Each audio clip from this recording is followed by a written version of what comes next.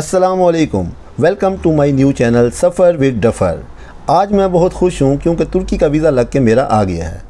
और न सिर्फ मैंने अपना वीज़ा लगवाया है बल्कि 18 मज़ीद लोगों का भी वीज़ा लगवाया है जो मेरे साथ शरीक सफ़र होंगे।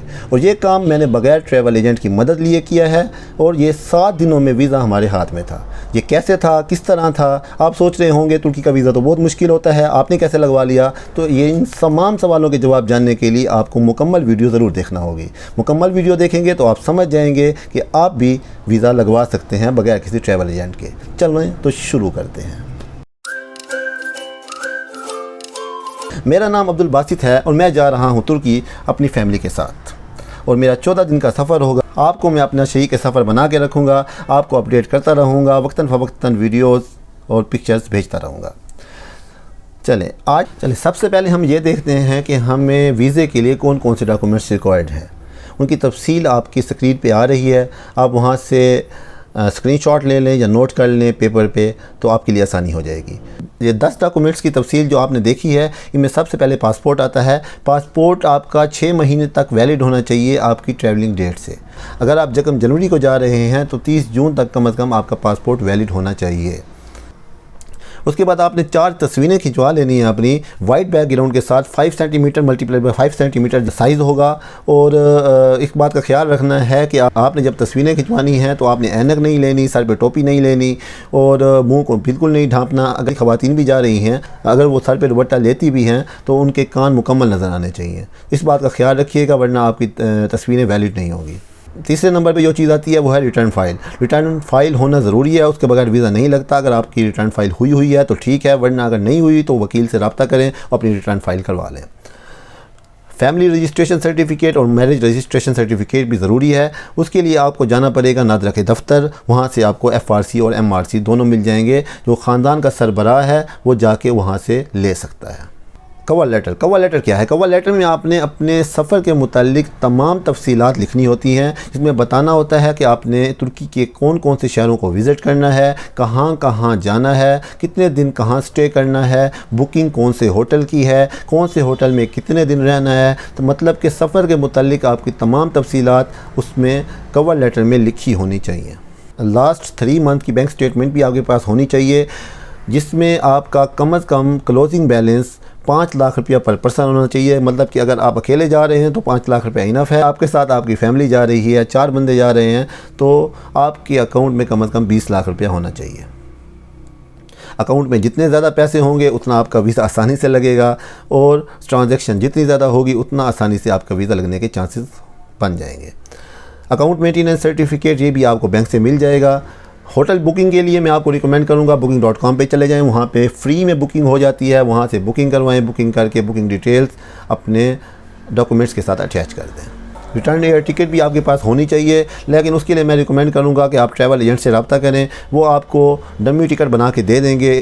उसके लिए आपसे 500 या 1000 के चार्जेस लेंगे। वो हेल्थ इंश्योरेंस के लिए आपको इंश्योरेंस के दफ्तर जाना होगा। 2000 से 2500 तक पर पर्सन हेल्थ इंश्योरेंस आपने सफ़र के लिए बनवानी है। उनको बता देना है कि मैं सफ़र के लिए जा रहा हूँ, मुझे उसके लिए हेल्थ इंश्योरेंस चाहिए, तो आपको बना के दे देंगे। तो आप कुछ ऐसे डॉक्यूमेंट्स हैं जो पर्सन टू पर्सन चेंज होते हैं, जिनमें अगर आप गवर्नमेंट एम्प्लॉय हैं तो आपको NOC लगाना पड़ेगा, और अगर आप बिज़नेसमैन हैं तो आपका जो कवर लेटर होगा वो आपके लेटर हेड पे होना चाहिए कि जो बिज़नेस है उसकी स्टैंप भी होनी चाहिए और आपके साइन भी ज़रूरी है। अगर आप स्टूडेंट हैं तो आपको बोनाफाइड लेटर भी लगाना पड़ेगा अपने डॉक्यूमेंट्स के साथ।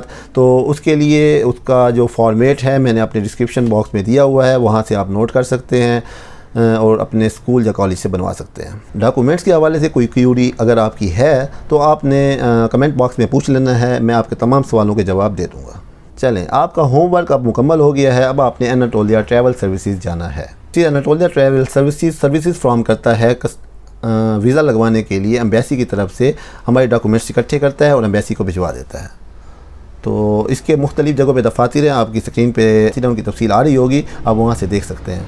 आप जब एनाटोलिया ट्रैवल सर्विसेज के दफ्तर में दाखिल होंगे तो आपको वेलकम करने के लिए काउंटर पे लोग मौजूद होंगे जो आपके डॉक्यूमेंट्स को चेक करने के बाद आपका एप्लीकेशन फॉर्म फिल करेंगे। वो ख़ुद से फिल करेंगे, आपसे कुछ तफसीलात मांगेंगे, आप तफसीलात बताते जाएंगे, वो फिल करते जाएंगे। फिल करने के बाद वो आपके डॉक्यूमेंट्स के साथ एप्लीकेशन फॉर्म अटैच करके आपके हवाले कर देंगे। उसके बाद आपने क्या करना है, आपने टोकन लेना है। टोकन लेने के बाद आपने वेट करना है अपनी बारी आने का। जब आपका टोकन कॉल किया जाएगा आपने अपने काउंटर पे जाना है, उनको अपनी तमाम डॉक्यूमेंट्स जमा करवा देने हैं। उसके बाद वो आपको एक इंटरव्यू फॉर्म देंगे जिसके ऊपर कोई ख़ास चीज़ नहीं है, बस आपको जो आपने कवर लेटर में तफसीलात लिखी हैं उनके मुतालिक सवालात होंगे कि आपने आपके स्टे के मुतालिक, आपकी बुकिंग्स के मुतालिक, आपके किन शहरों में आपने घूमना है, तमाम किस्म के क्वेश्चन का आपने सही सही जवाब दे देना है कि आपने जो अपने कवर लेटर में लिखा हुआ है। उसके बाद वो आपने इंटरव्यू फॉर्म आपने जमा करवा देना है। फिर आपने एक कमरे में जाना है जहां आपकी बायोमेट्रिक होगी। याद रहे कि 12 साल से ज़्यादा उम्र के तमाम लोगों की बायोमेट्रिक ज़रूरी है, इसलिए फ़िज़िकली उनका मौजूद होना वहाँ पे ज़रूरी होगा। अगर 12 साल से कम उम्र बच्चे नहीं भी जाते तो उनका काम चल जाएगा, बायोमेट्रिक उनकी ज़रूरी नहीं है। फिर आपकी कुछ तस्वीरें ली जाएंगी। तस्वीरें लेने के बाद आपने कैश काउंटर पे जाना है जहाँ पे आपने जाके अपने पेमेंट जमा करवानी है। ये पेमेंट 21,700 रुपये है आजकल, जो ज़्यादा होती रहती है क्योंकि डॉलर्स के रेट बढ़ते रहते हैं तो इनकी कीमत में फ़र्क आता रहता है। अब आपने 21,700 रुपये जमा करवा लिए, आपको एक रसीद मिलेगी, उस रसीद को आपने संभाल के अपने पास रख लेना है। अब आपने उस काउंटर पे जाना है जहाँ पे एप्लीकेशन फॉर्म जमा करवाया था आपने, तो वहाँ पे आपके साइन लेंगे और आपको कहेंगे जाएं, आपकी छुट्टी। अब दफ्तर का प्रोसीजर आपका मुकम्मल हो चुका है, अब आपने अपने घर का रुख करना है। तकरीबन 3 जो मेरे साथ हुआ था, मैं आपको अपना तजर्बा बता देता हूँ। तकरीबन 3 दिनों बाद मुझे कॉल आई थी एम्बेसी की तरफ से। उन्होंने मुझसे कुछ सवालात पूछे क्योंकि मेरा उसमें मेंशन जो किया हुआ था एज अ बिज़नेसमैन किया हुआ था, तो उन्होंने मेरे बिज़नेस के मुतालिक सवालात किए। मुझसे पूछा कि आप कितनी अर्निंग कर लेते हैं, आपका बिज़नेस किस चीज़ का बिज़नेस है, क्या बेचते हैं, क्या सेल करते हैं। उसके अलावा उन्होंने ये पूछा कि आपके बिज़नेस में कौन कौन आपका पार्टनर है, आप अकेले बिज़नेस करते हैं या कोई पार्टनरशिप है। तो मैंने तमाम सवालों के जवाब दिए। बस उन्होंने 1-2 मिनट की कॉल थी, उसके बाद फ़ोन बंद हो गया।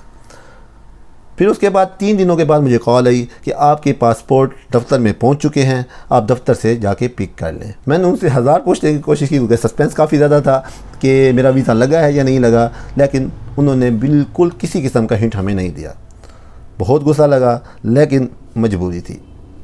उसके बाद फिर मैं लाहौर गया। लाहौर में जाके मैंने अपने डॉक्यूमेंट्स उठाए और जब डॉक्यूमेंट्स देखे तो खुशी से मैं निहाल हो गया क्योंकि मेरा वीज़ा लग चुका था और मेरे साथ 18 मज़ीद लोगों का भी वीज़ा लग चुका था। अब आपने जब पासपोर्ट अपने लेने जाना है तो इस बात का ख्याल रखना है कि आपने जो आपके पास रसीद थी, पेमेंट रसीद, वो आपने साथ लेके जानी है।